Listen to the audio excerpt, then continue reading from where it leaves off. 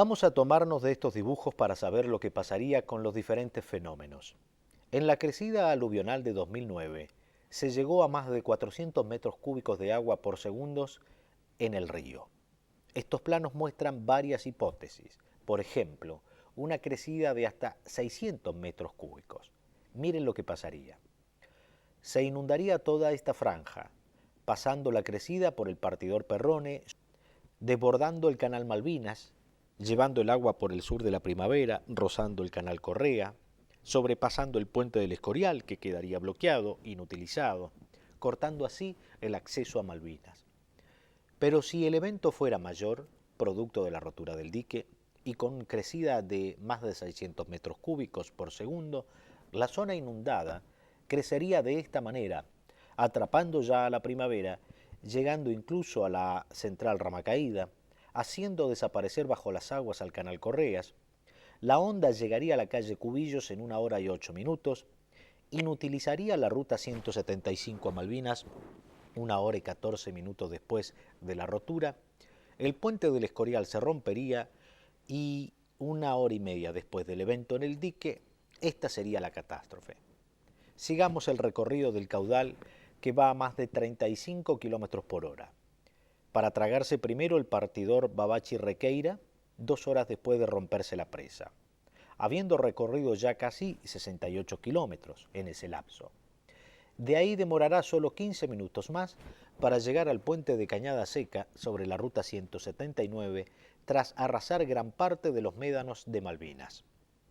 Más allá, el Atuel habrá crecido tanto que se tragaría el canal Isuel y mucho más, haciendo intransitable la calle Larga Vieja a las 2 horas y 22 minutos de producida la rotura. En la zona estarán pasando 568 metros cúbicos por el río desbordado.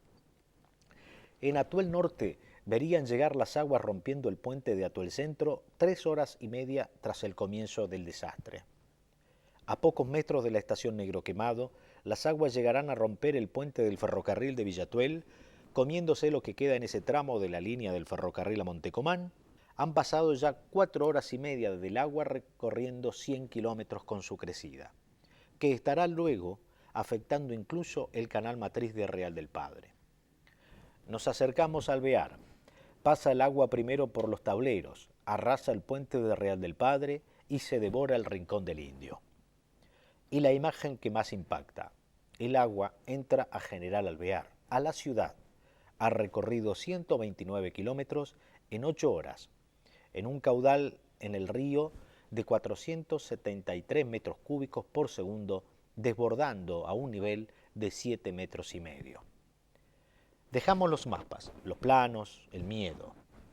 Volvamos al Valle Grande. Está claro que los campings deben darle bolilla a otros planes de evacuación.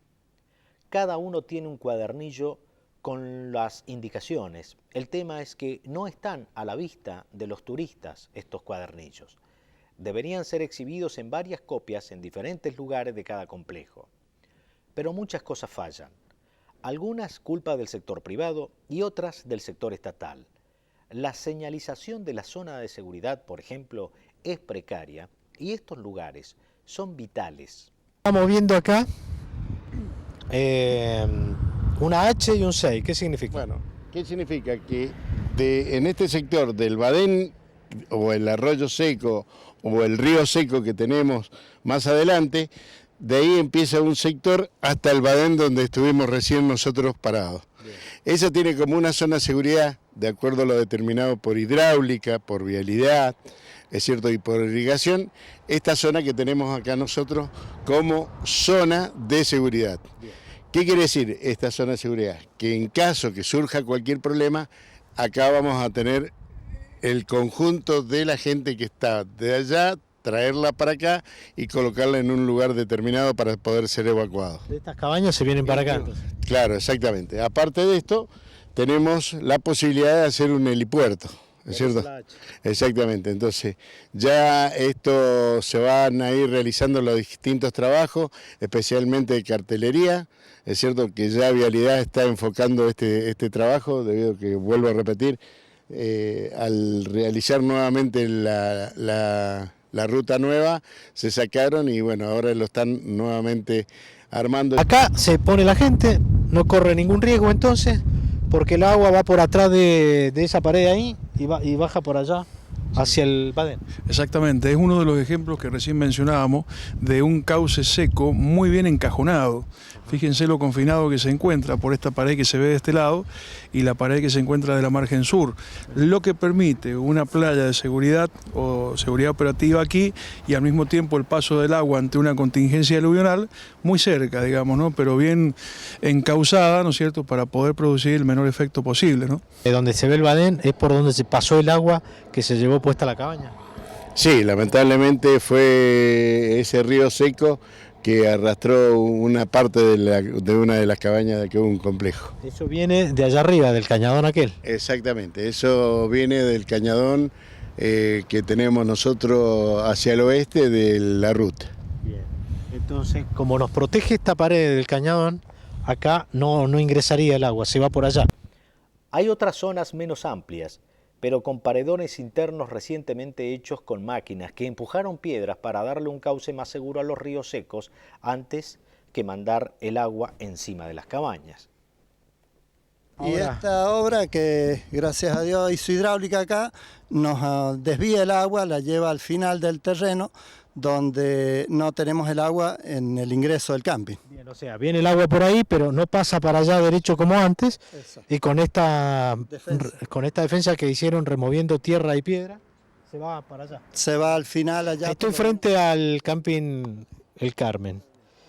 No se ve desde la ruta, pero miren lo que ha hecho hidráulica. Cavó esto para permitir que todo el agua que viene por este cajón desde allá arriba, que puede ser hasta 20 metros cúbicos por segundo, se vaya directamente por ese canal que ustedes están viendo y no traspase toda esta zona como sucedió en el 2009, que implicó, entre otras cosas, que se vaya el agua directamente al camping.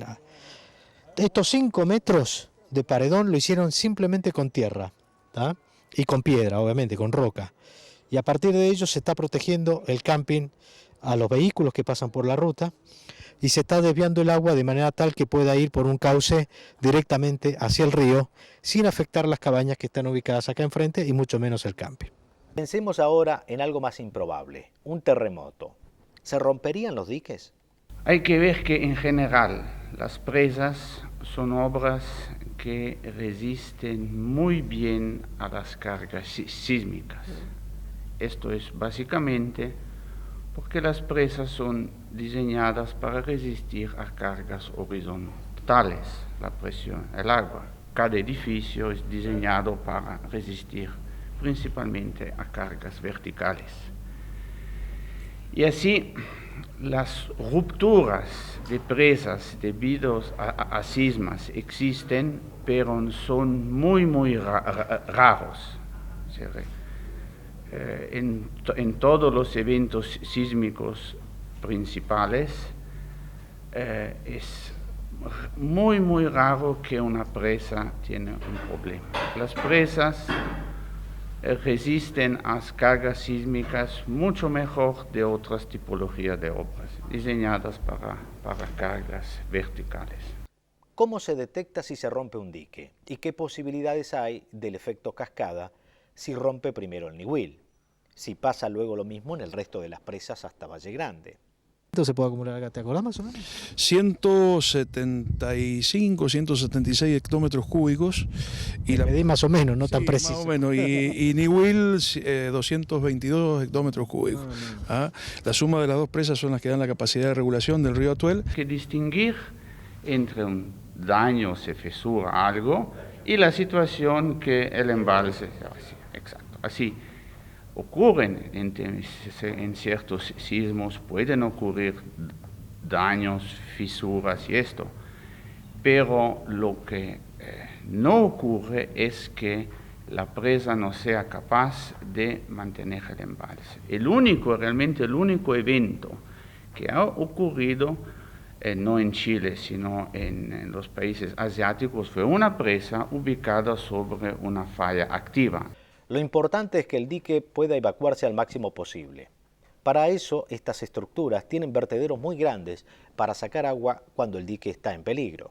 Bueno, la presa Niwil tiene un vertedero de 600 metros cúbicos por segundo y a su vez tiene una serie de órganos de evacuación previos a que actúe este vertedero, que son los descargadores de medio fondo, que son de 18 metros cúbicos por cada uno, o sea que tenemos 52 metros cúbicos con posibilidad de erogar por descargadores de medio fondo, y a su vez tenemos 2 descargadores de fondo de 18 metros cúbicos por segundo.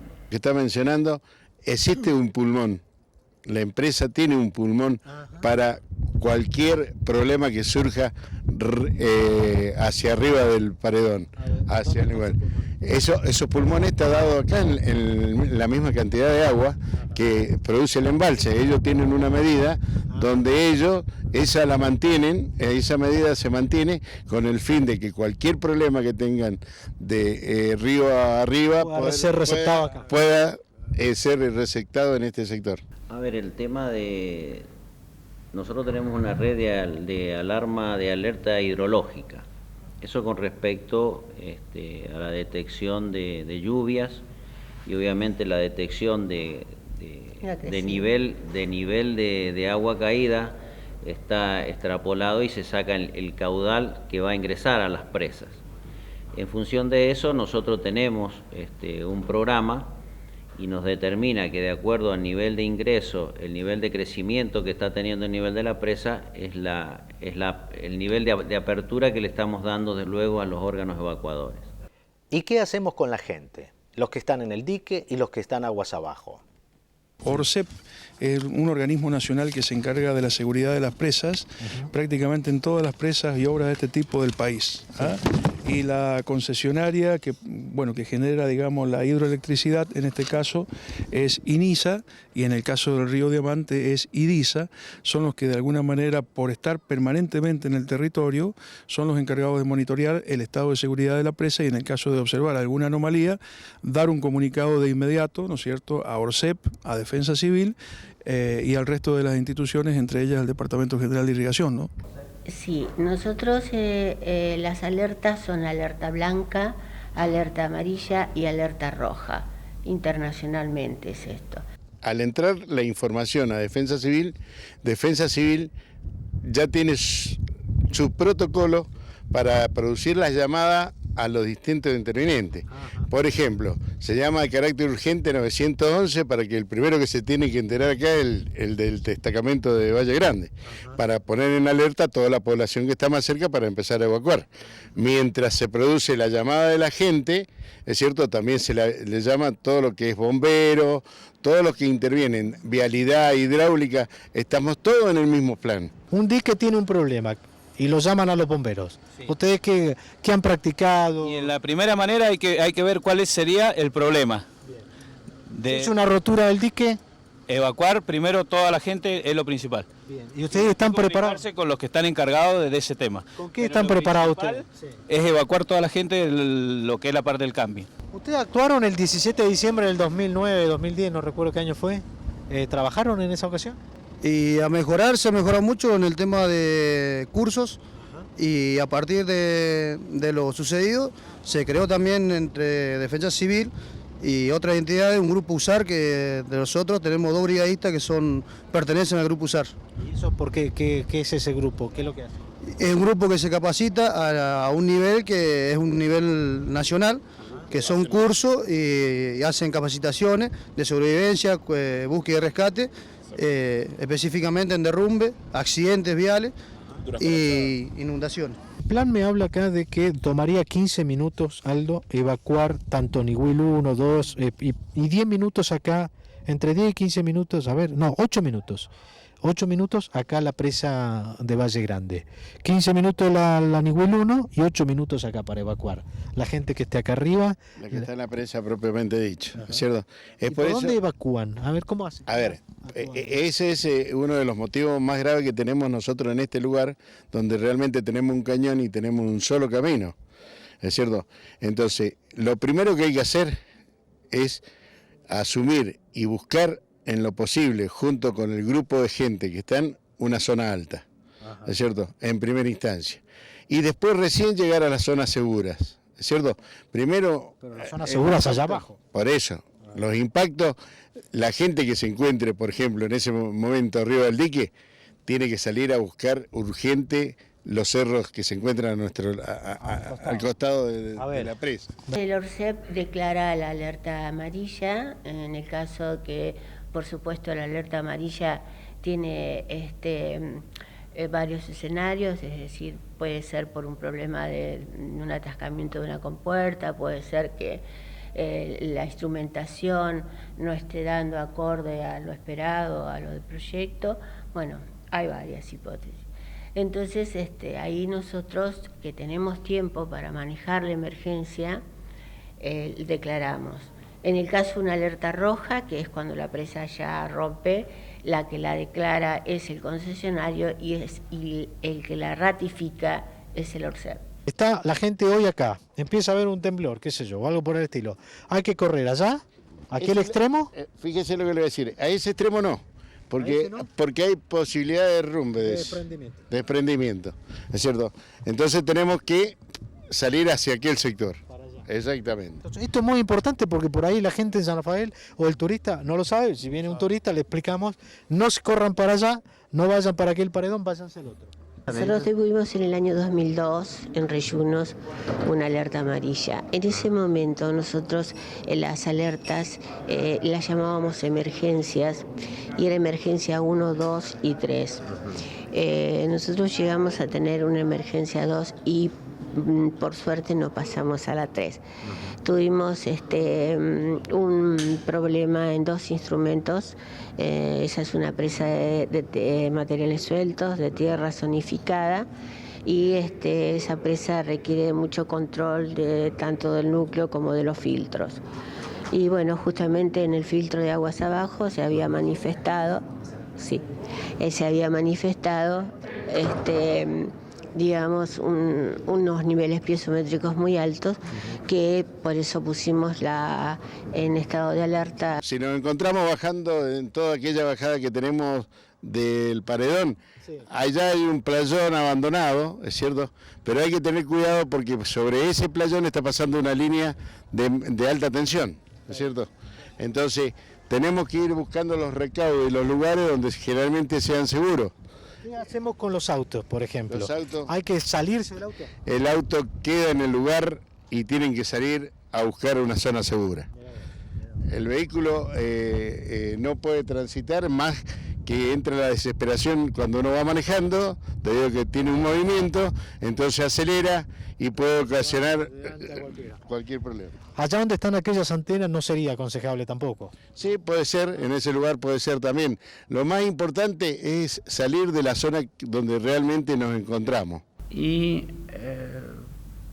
digamos, pienso, no hay una razón que los dos aspectos no pueden ser compatibles.